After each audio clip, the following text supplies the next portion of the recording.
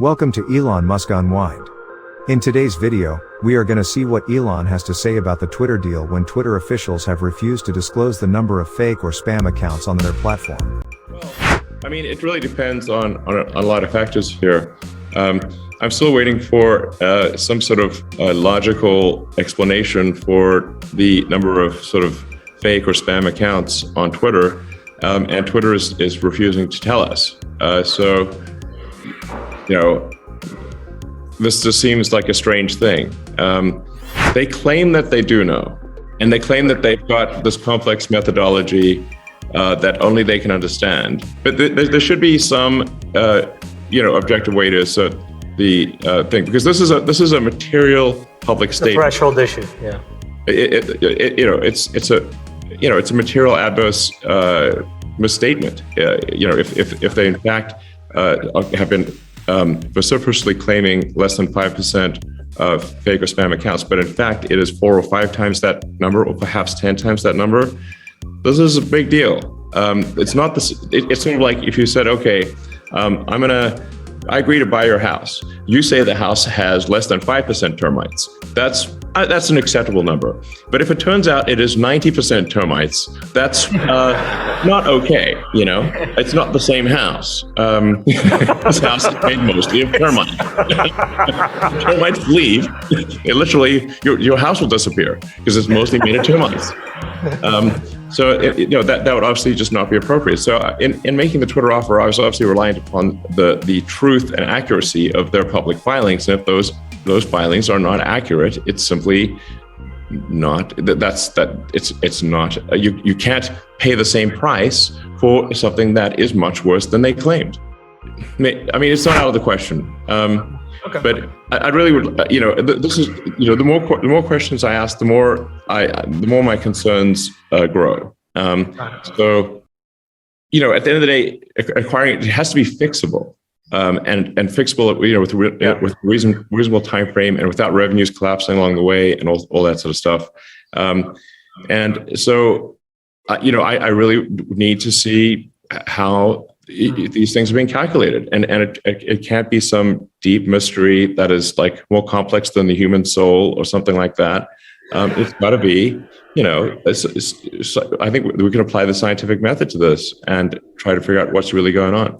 And Twitter's revenue is primarily dependent, I think 70% or some of that order, on brand advertising as opposed to specific purchase advertising. This is a big deal because brand advertising is not. There's not a purchase that results from that. So it's basically, how much mind share, or like basically if you're a big company, how often do they hear your name?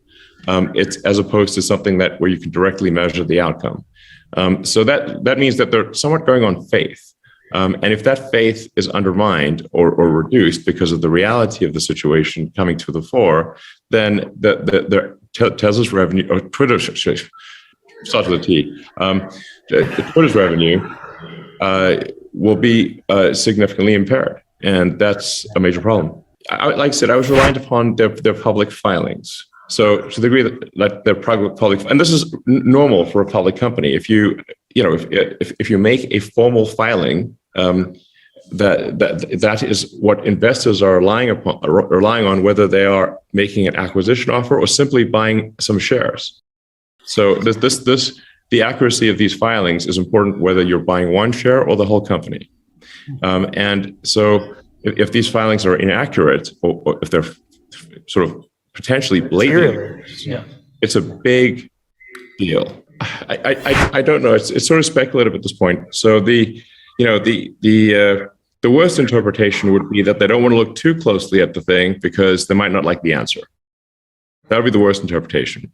I'm not sure what the best interpretation is, but the least bad interpretation would be maybe they thought it was this way, but the way they were doing it was wrong, and they didn't realize they were mistaken and simply weren't paying enough attention. It does seem as though it should be a lot easier to get rid of the bots and spam and trolls than this is not we're not trying to split the atom here. We're not trying to get to the moon. Okay, we're just trying to limit the amount of obviously scammy accounts. If it's like Bitcoin giveaway, probably it's a spammer, like it does. Maybe, For those that have used WeChat, I think WeChat's actually a good model. If you're in China, it's basically, you kind of live on WeChat. It does everything. It's sort of like Twitter plus PayPal plus a whole bunch of other things, and all roll into one with actually a great interface. And it's really an excellent app. And we don't have anything like that outside of China.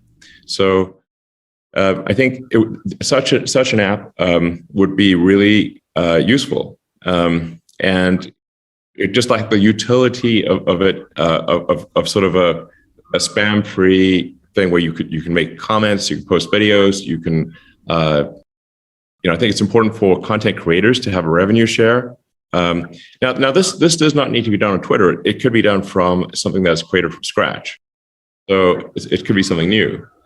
So really, but I think this thing needs to exist, whether it is converting Twitter to be the sort of like kind of all-encompassing app that, like I said, everything from digital town square where important ideas are debated, maximally trusted and inclusive, and at a point where you sort of have a high trust situation, then payments, whether it's crypto or fiat, can make a lot of sense.